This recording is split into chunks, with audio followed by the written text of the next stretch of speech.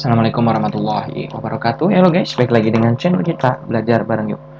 Oke, pada video kali ini kita masih akan membahas PP Peraturan Pemerintah Nomor 22 Tahun 2021 tentang penyelenggaraan perlindungan dan pengelolaan lingkungan hidup. Pada sisi kiri layar ini adalah penjelasan dari pasal-pasal, kemudian di sisi sebelah kanan ini adalah isi dari pasal tersebut. Oke, bismillahirrahmanirrahim. Mari kita mulai aja, dimulai dari pasal 125.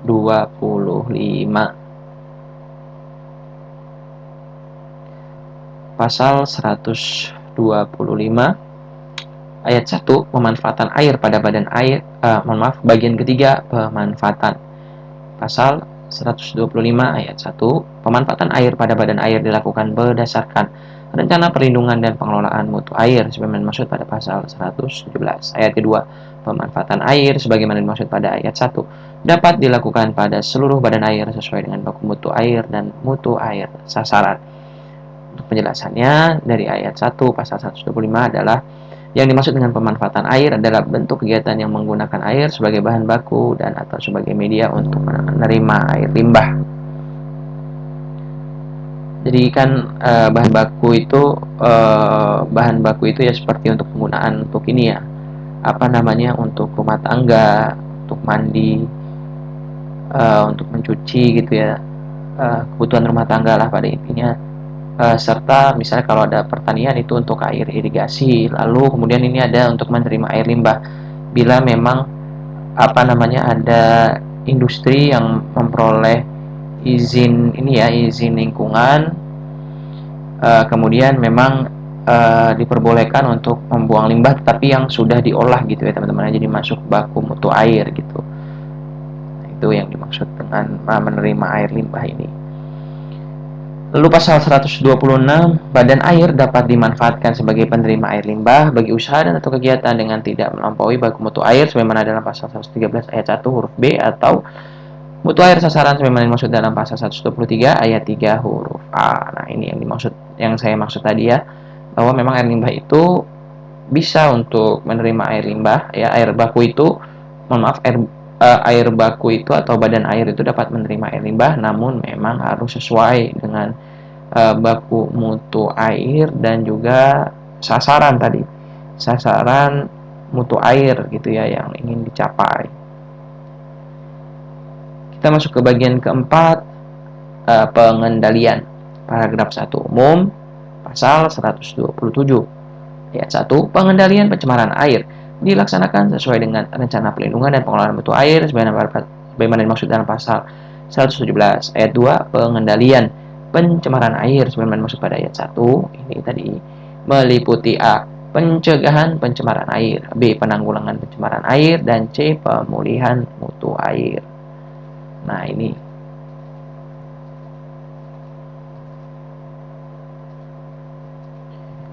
jadi pengendalian pencemaran air itu ada 3 ini. Kemudian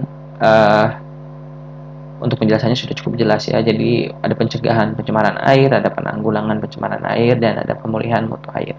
Paragraf kedua terkait pencegahan pencemaran air. Nah, seperti pada umumnya teman-teman ya. Jadi kalau misalnya sudah ada dari umum, nah biasanya kan dia disebutkan tuh ada beberapa ada beberapa penjelasannya, kemudian dirinci lagi pada pasal setelahnya gitu ya. Paragraf 2 pencegahan pencemaran air, pasal 128 ayat 1, pencegahan pencemaran air sebagaimana dimaksud dalam pasal 127 ayat 2 huruf A dilakukan pada sumber pencemar A, nir titik, dan B titik. Ayat kedua, pencegahan pencemaran air sebagaimana dimaksud pada ayat 1 huruf A dilakukan melalui cara pengelolaan terbaik.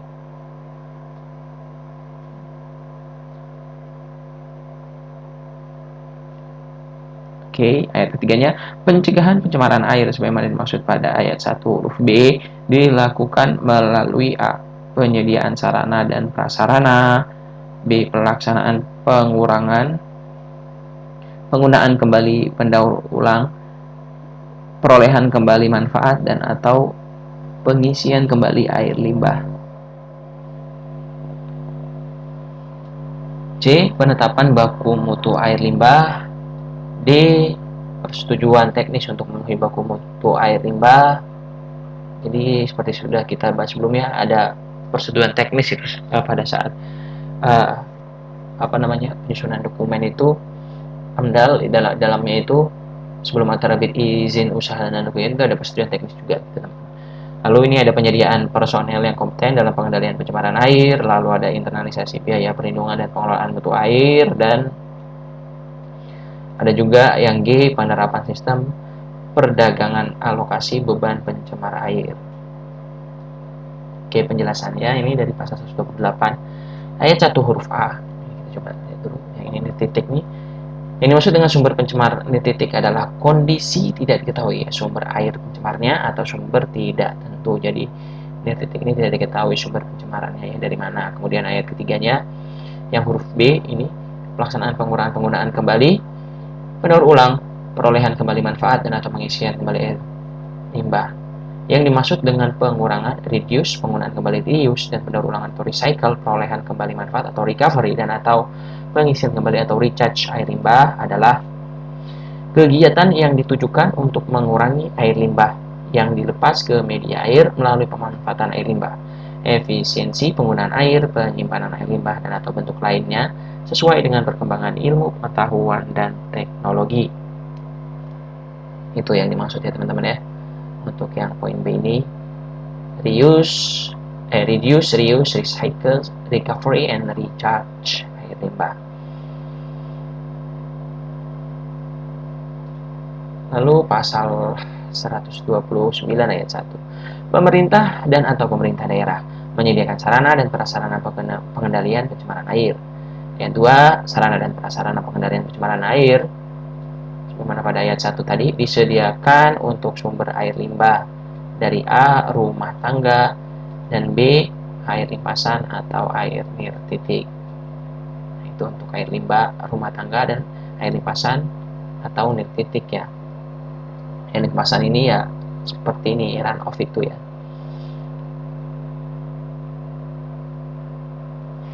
Run off. Lalu penjelasannya, kita lihat penjelasannya yang ada itu. Ini penjelasan huruf A. Sumber air limbah dari rumah tangga berupa air limbah yang dihasilkan dari kegiatan rumah tangga seperti air mandi, cuci, dan kakus.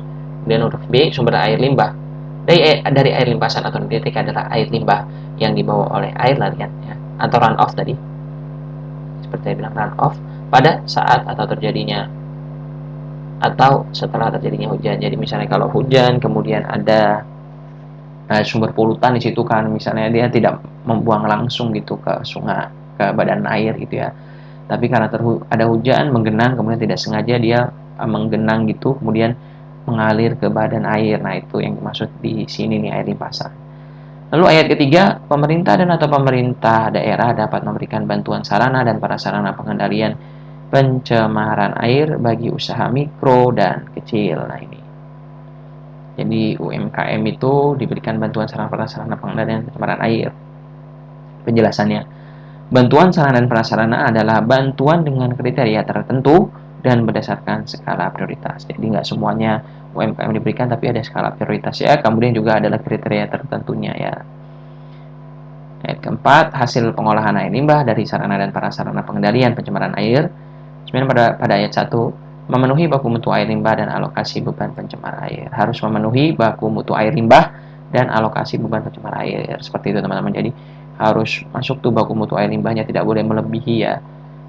Selanjutnya ayat kelima, dalam menyediakan sarana dan prasarana pengendalian pencemaran air, pemerintah dan atau pemerintah daerah, sebagaimana maksud pada ayat 1, dapat melakukan kerjasama dengan badan usaha yang memiliki perizinan berusaha.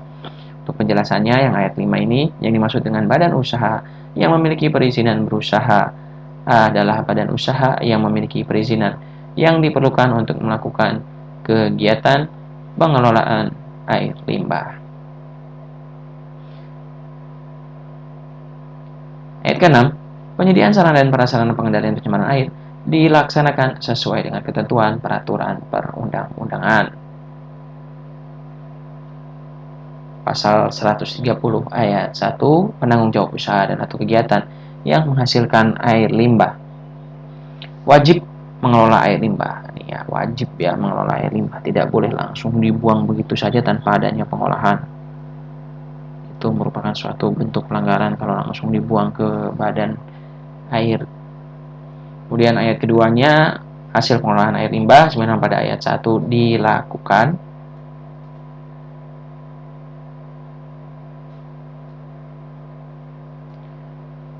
A. Pemanfaatan dengan cara sebagaimana dimaksud dalam pasal 128 ayat 3 huruf B. Pemanfaatan ya. Kemudian yang B-nya, pemanfaatan dengan cara aplikasi ke tanah. C. Pembuangan ke badan air permukaan dan atau ke formasi tertentu.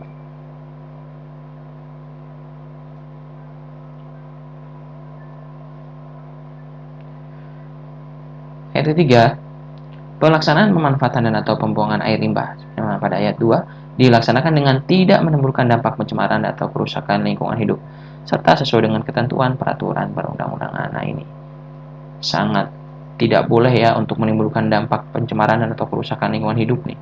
Sangat dilarang ya teman-teman ya. Bila dapat merusak lingkungan hidup, itu dilarang tuh. Pasal 131 ayat 1. Menteri menetapkan baku mutu air limbah. Baku mutu air limbah itu ditetapkan oleh menteri ya. Sebenarnya dimaksud dalam pasal 128 ayat 3 huruf C. Ayat 2-nya, baku mutu air limbah sebenarnya pada ayat 1 diterapkan pada usaha dan atau kegiatan yang melakukan kegiatan A. Pembuangan air limbah ke badan air permukaan. B. Pembuangan dan atau pemanfaatan air limbah ke formasi tertentu. C. Pemanfaatan air limbah untuk aplikasi ke tanah. Dan atau D. Bentuk pembuangan dan atau pemanfaatan air limbah lainnya sesuai dengan perkembangan ilmu pengetahuan dan teknologi.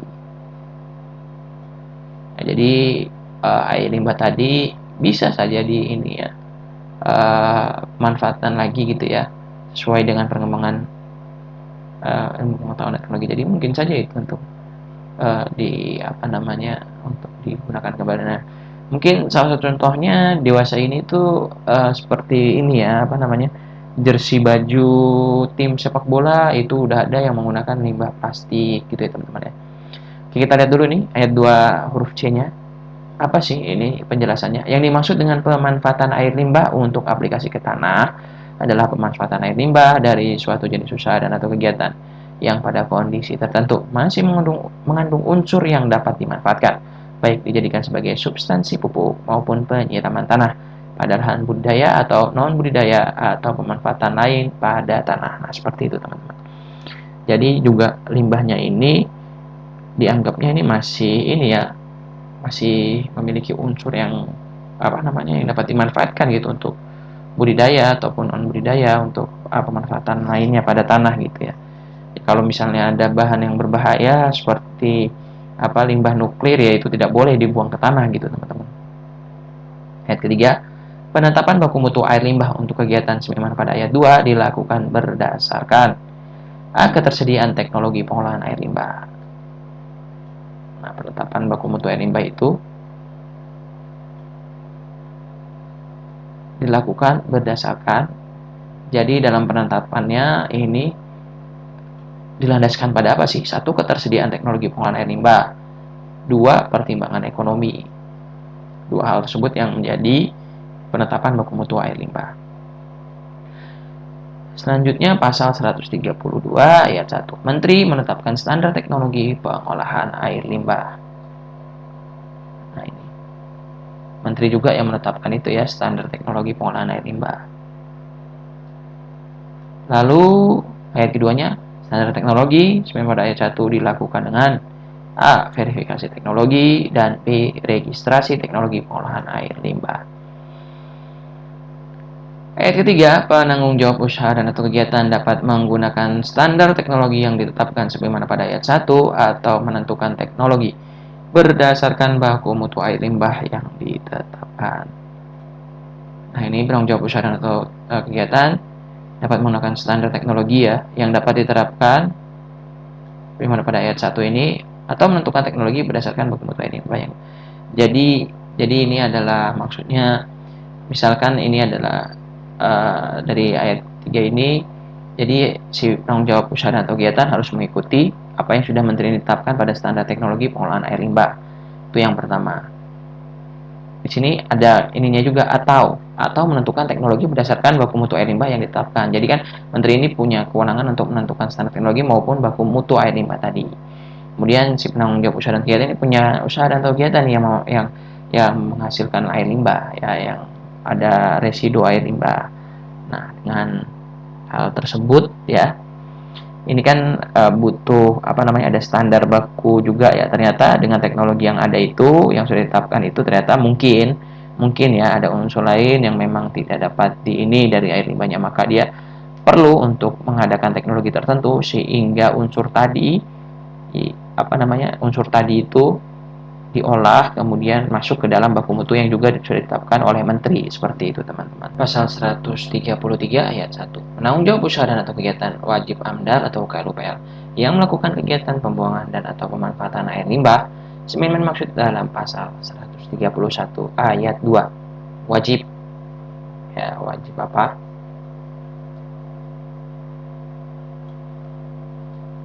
Berkewajiban A. Membuat kajian, atau B. Menggunakan standar teknis yang disediakan oleh pemerintah.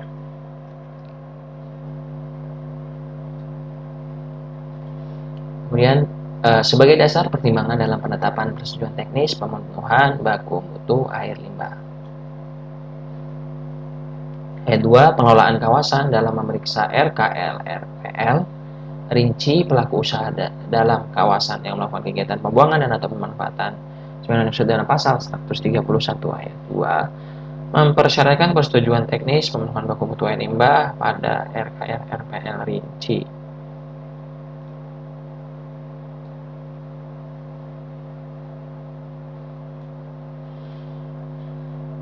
Ayat ketiga, kajian sebagaimana dimaksud pada ayat 1 huruf A yang ini bagi kegiatan pembuangan air limbah ke badan air permukaan sebagaimana dalam pasal 131 ayat 2 huruf A meliputi A. Jenis dan kapasitas produksi, jenis dan jumlah bahan baku dan bahan penolong yang digunakan. C. Sumber kapasitas air baku dan neraca air. D. Sumber debit volume dan karakteristik mutu air limbah. Lalu D. Sumber debit volume dan karakteristik mutu air limbah. Penghitungan detail dan kriteria desain sistem pengolahan air limbah dan lumpur yang dihasilkan. F. Hasil pemantauan arwana lingkungan awal air permukaan. G. Perhitungan baku mutu air limbah berdasarkan alokasi beban pencemar air dan prediksi sebaran air limbah air permukaan. G. Penghitungan baku mutu air limbah berdasarkan alokasi beban pencemar air dan prediksi sebaran air limbah di air permukaan. G. Penghitungan baku mutu air limbah berdasarkan alokasi beban pencemar air dan prediksi sebaran air limbah di air permukaan. H. Lokasi titik penataan pembuangan air limbah dan pemantauan air permukaan. I. Rencana pemantauan mutu air limbah dan air permukaan. Dan J. Sarana, prasarana, dan sistem penanggulangan keadaan darurat. Nah, ini dia. Dari poin A hingga poin J ini untuk kajian ya, kajiannya itu meliputi apa saja sih. Nah, itu dari poin A sampai J itu, jadi menyeluruh ya teman-teman ya untuk kajiannya ya. Ayat keempat, kajian sebagaimana pada ayat 1 huruf A bagi kegiatan pembuangan dan atau pemanfaatan air limbah ke formasi tertentu ya, sebagaimana sudah dalam pasal 131 ayat 2 huruf B meliputi bagi kegiatan pembuangan dan atau pemanfaatan air limbah ini ke formasi tertentu ya, meliputi apa saja? A. Sumber volume karakteristik air limbah yang diinjeksikan. B. Pengolahan air limbah dan atau fasilitas injeksi. C. Daerah kajian injeksi yang menggambarkan lokasi sumber injeksi terkait dengan jarak terhadap sumber penduduk, badan air terdekat, dan atau zona konservasi air tanah. Kita coba lihat dulu ya pasal 131 ayat 2 huruf B. Huruf B, pembuangan dan atau pemanfaatan air limbah ke formasi tertentu.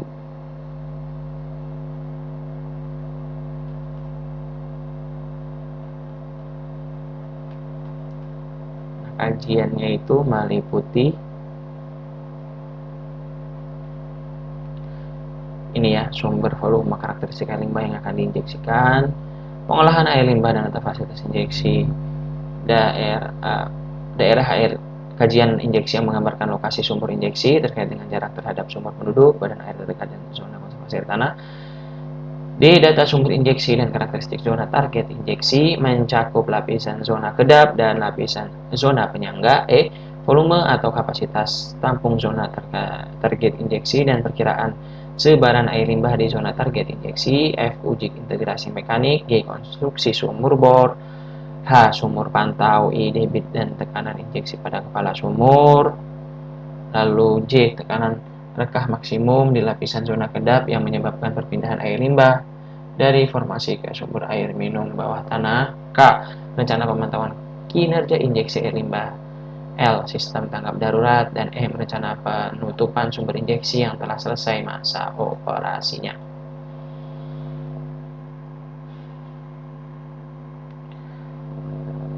Lalu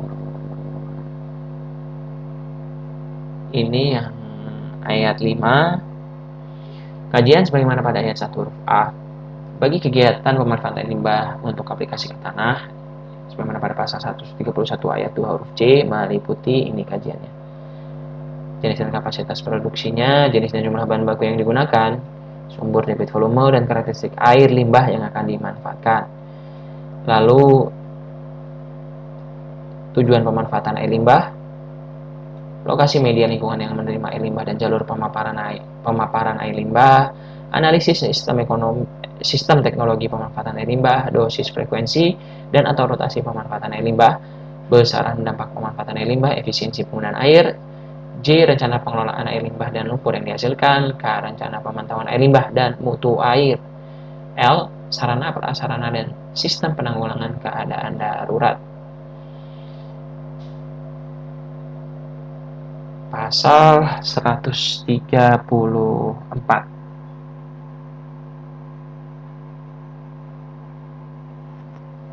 Ayat 1. Kajian pembuangan dan atau pemanfaatan air limbah sebagaimana dimaksud pada pasal 133 dilakukan melalui penyusunan skenario dampak berdasarkan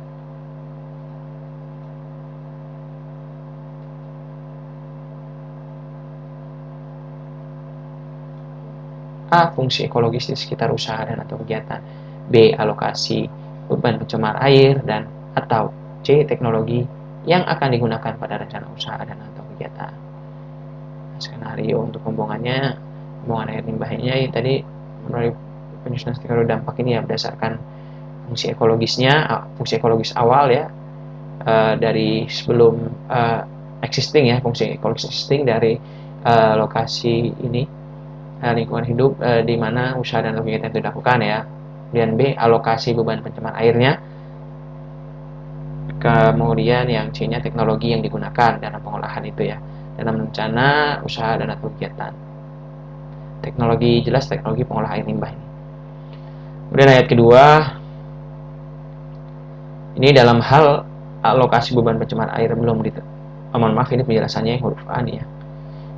Pertimbangan fungsi ekologis ditujukan untuk mendapatkan informasi mengenai jasa ekosistem, penyedia dan pengatur air yang meliputi penyediaan air bersih, pengaturan tata aliran air dan pemurnian air, serta biota yang membutuhkan mutu air tertentu. Kemudian yang penjelasan yang B, alokasi beban pencemar air ya.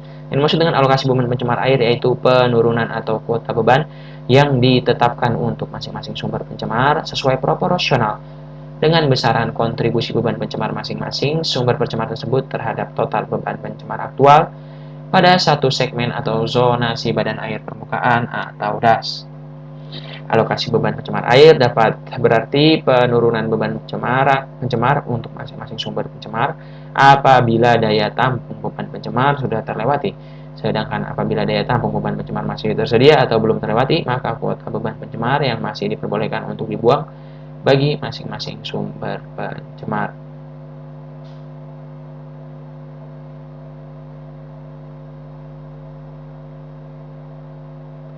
Nah ini ya alokasi beban pencemar air ini. Jadi masing-masing sumber pencemar itu tadi ya sudah ada proporsinya masing-masing gitu ya, dengan besaran kontribusi beban pencemar masing-masing ya ini ya di sini ya, terhadap total beban pencemar aktual pada satu segmen atau zonasi badan air permukaan atau DAS gitu deh, daerah aliran sungai. Alokasi beban pencemar air dapat berarti penurunan beban pencemar untuk masing-masing sumber pencemar apabila daya tampung beban pencemar sudah terlewati, sedangkan apabila daya tampung beban pencemar masih tersedia atau belum terlewati, maka kuota beban pencemar yang masih diperbolehkan untuk dibuang bagi masing-masing sumber pencemar. Nah itu, jadi setiap dalam satu zonasi das gitu ya, dia sudah ada apa namanya, sudah ada alokasi. Misalnya dalam satu das itu ada beberapa industri gitu yang membuang air limbah tadi ya, tentunya yang sudah diolah gitu. Nah setelah diolah itu berapa tuh hasilnya kan, hasil dari residu limbah itu dari masing-masing sumber pencemar. Nah itu nanti dihitung tuh. Nah masing-masing industri tadi yang berada dalam satu das tadi yang membuang air limbah tadi itu dihitung apakah nanti beban akumulatifnya itu masih masuk ke baku mutu badan air gitu atau tidak. Nah itu sudah dibagi proporsinya sehingga nanti masing-masing sumber pencemar tadi itu harus masuk alokasinya masing-masing gitu teman-teman ya. Ayat kedua, dalam hal alokasi beban pencemar air belum ditetapkan nih ya, perhitungan baku mutu air limbah dilakukan melalui prediksi sebaran air limbah berdasarkan data mutu air pada segmen atau zonasi badan air permukaan pada lokasi usaha dan atau kegiatan. Nah, ini dilihatnya kalau misalnya tadi ini belum ditetapkan ya, alokasi beban tadi beban pencemaran belum ditetapkan. Nah, kapan perhitungan baku mutu air limbah ya? Dilakukannya melalui apa? Prediksi sebaran air limbah berdasarkan data mutu air pada segmen atau zonasi air permukaan pada lokasi usaha dan atau kegiatan. Nah, itu cara perhitungannya. Lakukan prediksi sebaran air limbahnya ke arah mana gitu ya. Kemudian berdasarkan data baku mutu air pada segmen, jadi pada lokasi itu gitu ya, baku mutunya.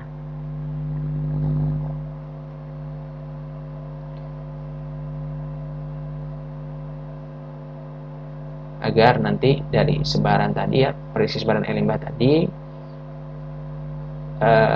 dari data mutu air pada segmen-segmennya ya, pada segmen atau zonasi badan air permukaan itu diketahui nanti baku mutu air limbahnya yang dari sebaran itu berapa yang dia diperbolehkan gitu teman-teman.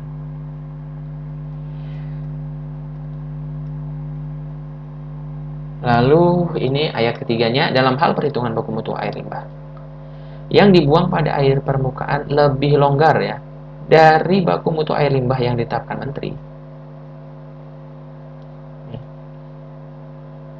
Tadinya kan menteri ini sudah ini ya, pada ayat sebelumnya ya, sudah menetapkan baku mutu air limbah nih ya, sebagaimana pada pasal 131 ayat 1 ya.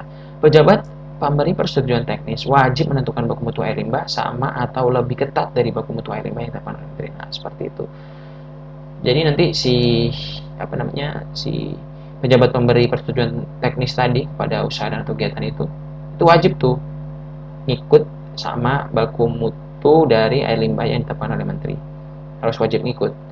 Jadi harus sama atau lebih ketat, jadi lebih sedikit gitu ya. Dalam hal ini pencemarnya gitu, unsur pencemar dari polutan itu harus lebih sedikit daripada unsur pencemar yang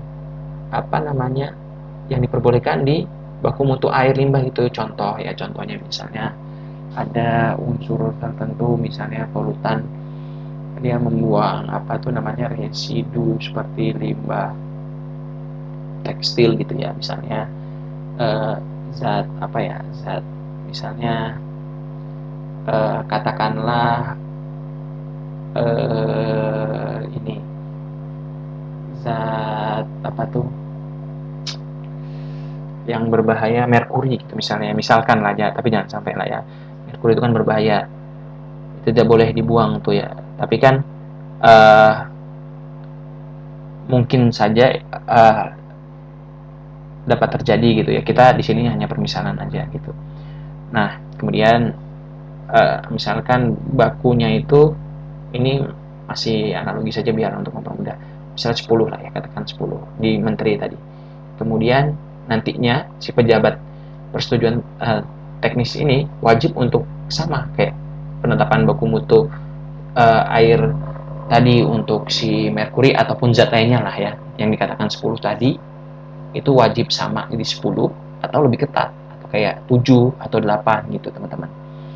Oke, di ayat keempatnya, dalam hal alokasi beban pencemar air sudah terlewati, usaha dan atau kegiatan tidak diperbolehkan ya untuk melakukan pembuangan air limbah dan diwajibkan, ini tidak diperbolehkan tuh untuk membuang air limbah dan diwajibkan untuk memanfaatkan air limbah sebenarnya masuk dalam pasal 128 ayat 3 huruf B dan atau B melakukan alternatif lain dalam upaya penurunan beban pencemar air pada sektor lain. Nah, itu jadi dia harus melakukan pemanfaatan ulang air limbah tadi ataupun dia melakukan alternatif lainnya gitu sehingga menurun itunya air limbahnya, unsur zat yang tadi itu yang dilarang untuk berada di lingkungan hidup yang dapat merusak itu tadi ya, wajib diturunkan oleh si penanggung jawab usaha dan kegiatan. Ayat kelima, dalam hal alokasi beban pencemar air sudah terlewati, pejabat pemberi persetujuan teknis wajib melakukan evaluasi terhadap persetujuan teknis yang telah diterbitkan. Jadi dilakukan evaluasi itu bila ternyata diketahui ininya air limbahnya tadi itu sudah melewati ya persetujuan teknis wajib gitu ya, dan nanti maksudnya persetujuan teknis itu sudah dilewati beban pencemarnya gitu, jadi lebih besar dari yang dikatakannya tadi 10 itu, nah dia pencemarannya ternyata sudah di tingkat 12 gitu ya pencemarannya, nah itu harus dievaluasi itu persetujuan teknisnya gitu. Pasal 135 ayat 1, penanggung jawab usaha dan atau kegiatan mengajukan permohonan persetujuan teknis pemenuhan baku mutu air limbah sebagaimana dimaksud dalam pasal 43 ayat 3 huruf A dan pasal 57 ayat 4 huruf A kepada menteri, gubernur, atau bupati wali kota sesuai dengan kewenangannya. Wajib ini ya, mengajukan permohonan persetujuan teknis pemenuhan baku mutu air limbah. Ayat 2, permohonan persetujuan teknis dimaksud pada ayat 1 dilengkapi dengan persyaratan kajian. Ini harus dipenuhi ini persyaratan kajiannya.